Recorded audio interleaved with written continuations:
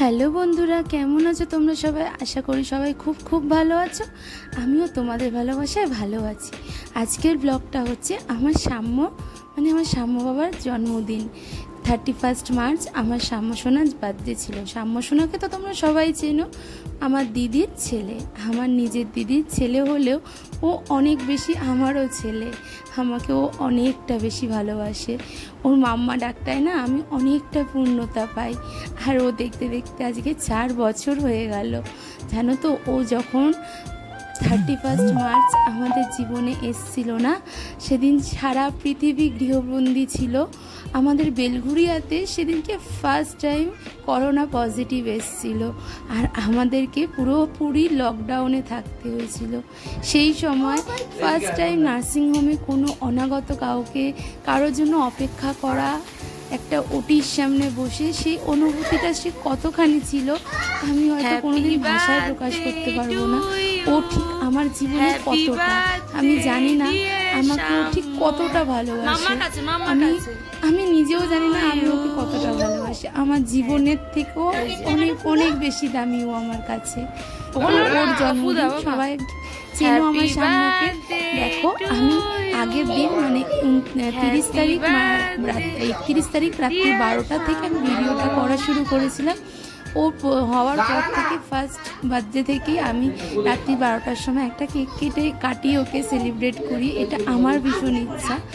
তো এটা হচ্ছে আগের দিন রাতের ভিডিও। একটা ছোট্ট কেক এনেছিলাম, ওকে দিয়ে কাটিয়েছিলাম।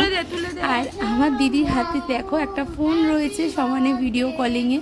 আমার দাদা বাইরে থাকে, আমার জামাইবাবু বাইরে থাকে। তো দাদা তো কোনোভাবে আমাদের সাথে কোনো রকম আনন্দেই সেলিব্রেট করতে পারে না।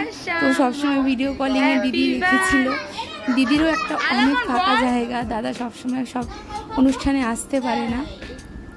তো যাই হোক, দেখো রাত্রি 12টার সময় ওকে একটা কেক কাটিয়ে সেলিব্রেট করলাম। আর পরের দিন সকাল থেকে শুরু করেছিলাম ব্লগটা। এই বছর খুব ছোট্ট করে, ছোট বলতে একদমই ঘরের মধ্যে আয়োজন করেছিলাম, নিজেদের মধ্যেই। আগামী বছর ওর বার্থডেটা সেলিব্রেট করা হবে। ওর 5 বছর হবে আগামী বছর, আর আগামী বছর দাদাও আসবে। তো সেই ভেবে এই বছর কিছুই করা হয়নি, শুধুমাত্র ও খুব শখ হ্যাপি বার্থডে হবে, আমি কেক কাটবে ও, সেই জন্যই শুধু কেক এনেই সেলিব্রেটটা করা হয়েছিল। আর রাত্রি 12টার পর দেখো আমি সকালবেলায় চলে গেছি। আর ওই দেখো 3 ভাই শুয়ে রয়েছে, তোমরা তো জানো অর্জুনকে আমার ব্লগে অনেকেই দেখেছো। অর্জুন আলাপন হচ্ছে অর্জুনেরই ছোট ভাই। আর আমাদের সাম্যবাবু মাঝখানে শুয়ে আছে দাদাদের, 3জনে ঘুমাচ্ছে। আর এদিকে দেখো আমি সকালবেলা উঠেই রান্না শুরু করে দিয়েছি। এখানে আমি চাটনি করছি, আর দিদি এদিকে চলে গেছিল হচ্ছে কালীবাড়ি মন্দির, নিমতা রান্নার দিকে ছিলাম। আর এত গরম পড়েছে, আমার তো শরীরটা ভীষণই খারাপ।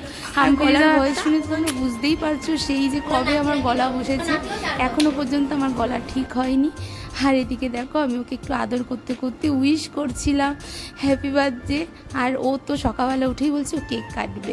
রাতের বেলা কেক কেটেছে, আবার সকালবেলা উঠে কেক কাটবে। আর দেখো দিদির সাথে তোমাদের একটু দেখা করালাম। সকালবেলা শাড়ি টাড়ি পরে ছেলেকে নিয়ে পুজো দিতে গেছিলো। আর দেখো আমার কিন্তু অনেকটা রান্না হয়ে গেছে, চাটনি হয়ে গেছিলো। আর দুপুরবেলা আমাদের জন্য মাটন বলছি চিকেন হচ্ছে স্টমাকের যে চচ্চড়িটা আমি করি সেটা বানিয়েছিলাম। আরও কিছু আইটেম ছিল, সেগুলো আর শেয়ার করা হয়নি। এত অতিরিক্ত গরম লাগছিলো, আমার খুব শরীর খারাপ হচ্ছিল। তো দেখো ওদিকে আমি চিকেনের সব কিছু রেডি করেছিলাম। আর আমাদের রাত্রের মেনু ছিল হচ্ছে মাটন বিরিয়ানি কিনে এনেছিল, আর আমি এখানে চিকেন লাহোরি বানিয়েছিলাম। অত্যন্ত একটা খাটনির একটা জিনিস বানিয়ে ফেলেছিলাম। আমার রান্না করতে করতে দুপুর 2:30 বেজে গেছিলো। যাই হোক, এখানে আগের দিনের কেকটা ওকে দিয়ে একটুখানি কাটিয়ে, একটা দাদা এসেছিলো, তো তাকে কেকটা দিল। আর ওকে একটা ক্যাডবেরি দিয়ে উইশ করে গেল। ও ও আসার পর থেকেই দাদাটা নিজস্ব টোটো আছে, তো এই দাদার টোটোতেই আমরা মা দিদিরা যাতায়াত করে। ওকে ডাক্তার দেখানো মানে ও আসার আগে থেকে ডাক্তার দেখানো শুরু থেকে দিদিকে এই দাদাই সব জায়গায় নিয়ে যেত। তো দাদার সাথেও ওর মামার সাথে ওর একটা খুব ভালো সম্পর্ক। তো রান্নাবান্না করতে করতেই দুপুরবেলা চলে এসেছি। দেখো দেখতে দেখতে চলে এলাম দুপুরবেলা চোখে দিদি পোলাও করে দিয়েছিল আর 5 রকম ভাজা আর মাছ ভাজা, আর পায়েসটা আমি আগের দিনই করে রেখেছিলাম। আর ও জানো তো মাছ একদম খেতে চায় না, তো মাছ তো খাইনি, ওই আলু ভাজা দিয়েই ও ভাত মানে পোলাওটাই খেয়েছে। পোলাও ফ্রাইড রাইসও খুব ভালোবাসে খেতে। ও মানে মাংস এখনও ওকে দেওয়া হয়নি, আর মাছ ও একদমই খেতে চায় না। ডিমও খুব মানে জোর করে ওকে খাওয়ানো হয়। আর এই পোলাও বা ফ্রাইড রাইস হলে ও খুব ভালো খায়, তো ওই পোলাও ওর জন্য করে দেওয়া হয়েছিল। আর 5 রকম ভাজা আর পায়েসটা আমি বললামই আগের দিন রাতে করে রেখেছিলাম। তো এই দেখো দিদি ফোনটা ধরে রয়েছে, দাদা ভিডিও কলে দেখছে, ভিডিও কলে ওকে আশীর্বাদ করছে। এখানে মা আশীর্বাদ করলো, তারপরে আমি একটু আশীর্বাদ করলাম, আর দিদি করলো, ওর দাদারা করলো। আর এখানেও বারবার প্রদীপটাকে ফু দিচ্ছে, ভাবছে বোধহয় এটাই হয়তো ওই যে ক্যান্ডেলে যেমন ফু দিয়েছিল আগের দিন রাতের বেলা, সেটাই হয়তো ভাবছে, আর ফু দিতে যাচ্ছিলো বারবার। তো অনেক আশীর্বাদ করি বাবা, তোকে তুই অনেক বড় হ, অনেক ভালো হ, অনেক বড় মনের মানুষ হ, জীবনে প্রকৃত একজন মানুষ হ। এইটুকু অনেক আশীর্বাদ করি, আমার জীবনে সব ভালোটুকু যেন ঈশ্বর তোকে দেয়। আমার জীবনের যেন অনেকটা অধ্যায় জুড়ে হয়তো আমার জীবনের পুরোটা জুড়েই ও ঠিক আমার কাছে কতটা দামি আমি আগেও বললাম, আমি বোঝাতে পারবো না। ও যেদিন থেকে আসবে শুনেছি দিদির কাছে, সেই দিন থেকে না আমার ওর প্রতি আমি যেন মানে অনুভূতিটা না আমি ভাবতাম যে কি হয় পেটের ভেতরে।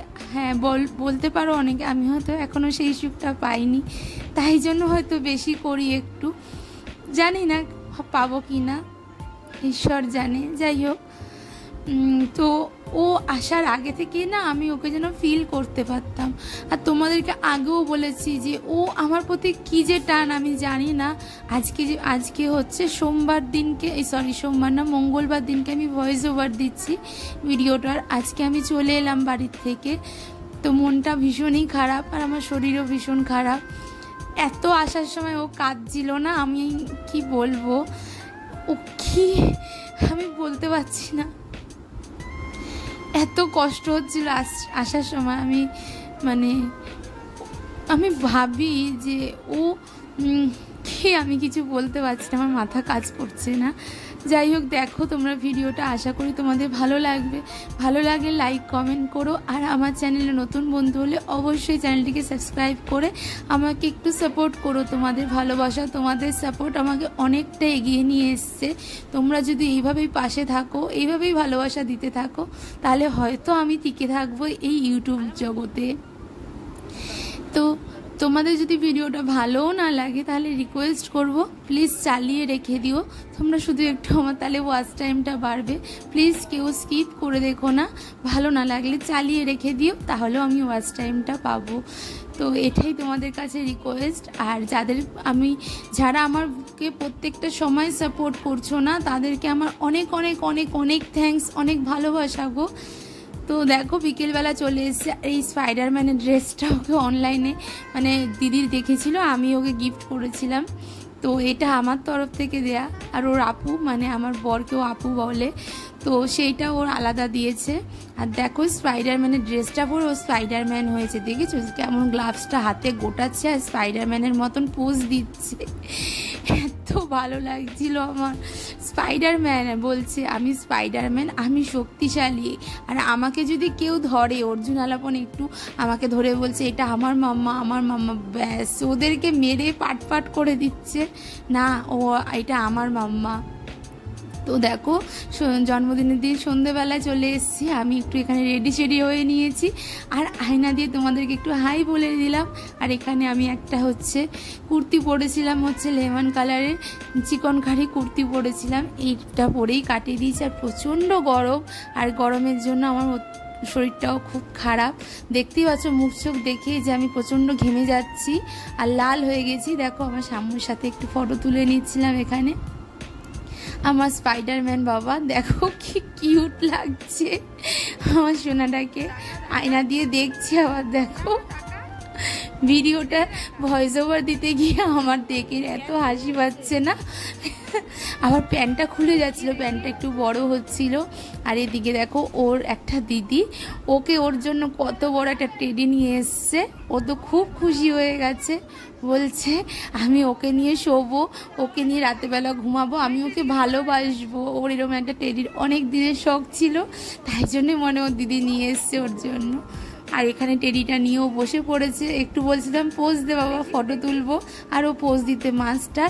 আর এত ওর বুদ্ধি ও কোথায় রাখে জানি না, জানো তো ফোনে গেম ইনস্টল করছে, ডাউনলোড করছে, ও পাজেল গেমগুলো খেলে। আমি তো অবাক হয়ে গেছি বাড়িতে গিয়ে দেখি যে আমার সাম্য বাবা কত বড় হয়ে গেল, ও পাজেল গেমটাকেও সলভ করে খেলছে। আমার খুব ভালো লাগছিল দেখে। মানে ওর সম্পর্কে যত বলি না কেন আমার কাছে মনে হয় আমি কম বলে ফেলছি। আসলে আমি জানি না সন্তানের অনুভূতিটা কি, সেটা আমার জীবনে একটা অনেক বড় কষ্টের জায়গা। কিন্তু আজকের দিনে আমি কষ্টের কোনো কথা বলবো না। ওর বাদে আমার লাইফের একটা অন্যতম পার্ট, অন্যতম অনুভূতি, অন্য সম্পূর্ণ একটা অন্য জায়গায় ওর বিচরণ। ওকে আমি কিছু বলতেই পারছি না। তো দেখো এখানে একটা ডোরেমনের কেক নিয়ে, মানে ডোরেমনের গ্রুপটা দিয়ে একটা কেক নিয়ে আসা হয়েছিল, সেই কেকে ক্যান্ডেলটা জ্বালিয়ে দেওয়া হয়েছে। আর ও একটু ভয় পাচ্ছিল, ওই কি যেন ক্যান্ডেল বলে এটাকে, আমি সেটা নামটাও এখন মনে করতে পারছি না। যাই হোক হবে একটা, কি যেন ভুলে গেলাম। তো ফু দিয়ে আমি কেকটা কাটিয়ে দিলাম ওকে হাতটা ধরে। এইখানে এখনও দেখো দাদা ভিডিও কলে রয়েছে। এই মানুষটারও খুব কষ্ট। আসলে যারাই বাইরে জব করে তারাই হয়তো পরিবারের থেকে দূরে থাকে, তাদের এই যে কোনো অনুষ্ঠানগুলোতে তারা অনেক বেশি মিস করে। আমরাও দাদাকে খুব মিস করি, আর দাদাও আমাদেরকে এই সব অনুষ্ঠানগুলোতে না খুব মিস করে, কষ্ট লাগে। কিন্তু প্রফেশন, যার যেটা জব, সেটা তো মেনে নিতেই হবে না। তো নেক্সট ইয়ার দাদা আসবে, তো সেই আনন্দে আমরা রয়েছি বড় করে ওর বার্থডে সেলিব্রেট করব বলে। এখানে ফোনেই দেখো ওর বাবাকে একটু কেক খাইয়ে দিল, আর নিজে কেকটা খেয়ে নিল।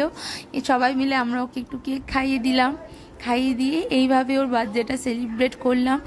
আর যারা এসেছিলো, মানে এসেছিলো বলতে ওই যে বললাম ওর দিদি একটা এসেছিলো, আর অর্জুন আলাপনরা তো থাকবেই, আর ওর আন্টির বোন এসেছিলো। সেই সব ক্লিপ আর নিতে পারিনি, আমি অসুস্থ হয়ে গেছিলাম মাঝখানে, তো ক্লিপ আর নিতে পারিনি। এদিকে দেখো দিদিও একটু রেডি হয়েছিল, ও তো একদমই সাজে না, বা মানে আমার সাম্য বাবা প্রচণ্ড দুষ্টু, প্রচণ্ড দুষ্টু। ও আর ওকে দিদি মানে ওকে নিয়ে আর পেরে ওঠে না যে সাজগোজ করবে। আমি গেলেই একটু ও তো মানে রিলিফ পায়, মানে তখন না আমি গেলে সাম্য আমার কাছেই বেশি থাকে, ও কারোর কাছেই থাকবে না, শোবে আমার কাছে, ঘুমাবে আমার কাছে, সব কিছু আমার কাছে, শুধু খাওয়াই না আমি না ভীষণ ভয় পাই। আরও আমার মানে দিদি যেভাবে নিয়ে খাওয়ায়, এখনও ও যেন ভাত হচ্ছে গলা ভাত, এদিকে পোলাও ফ্রাইড রাইসটাও হচ্ছে শক্ত, মানে যেমনটা হয় সেমনটাই খায়, কিন্তু ভাত ও হচ্ছে গলা খাবে, ও ভাত নাকি শক্ত খাবে না, তাই জন্য আমি কখনো ওকে খাওয়াই না, আমার ভীষণ ভয় লাগে। আর এখানে আমাদের ঘরগুলো দেখে কেউ কিছু মাইন্ড করো না, যে ঘরটা বড় ঘরটা সেই ঘরটা হচ্ছে মানে আমার বাবা তৈরি করে রেখে গেছে। সে মানে আমার বাবা মারা গেছে, বাবা আমার তখন 6 মাস, আর আমি এখন এতটা বড় হয়ে গেছি, তো বুঝতেই পারছো কতদিন আগেকার ঘর। তো ঘরটা দেখে কেউ কিছু মাইন্ড করো না, দেখতে দেখো ভিডিওটা, আশা করি ভালো লাগবে। দেখো আমার সাথে সাম্য এখানে তোমাদেরকে বলছে লাইক করে সাম্যর জন্মদিনটা আমরা সেলিব্রেট করলাম। এবছর বড় করে করা হয়নি, নিজেরাই করে নিলাম। তো কেমন লাগলো আজকের ব্লগটা অবশ্যই কমেন্টসে জানিও, ভালো লাগলে একটা লাইক করে দিও। আর যদি আমার চ্যানেলটাকে সাবস্ক্রাইব না করে থাকো তাহলে অবশ্যই চ্যানেলটাকে সাবস্ক্রাইব করে পাশে থাকা নোটিফিকেশন আইকনটাকে টং করে বাজিয়ে দিয়ে নোটিফিকেশনটাকে অল করে রাখো, যাতে আমি যাই ভিডিও পোস্ট করি তোমাদের কাছে সবার আগে পৌঁছে যায়। দেখো আর আমার বলো তো, বলো লাইক, এই যে লাইক, কমেন্ট, সাবস্ক্রাইব করে দাও আমার মাম্মাকে। তাকে করে দাও, টাপ করে দাও।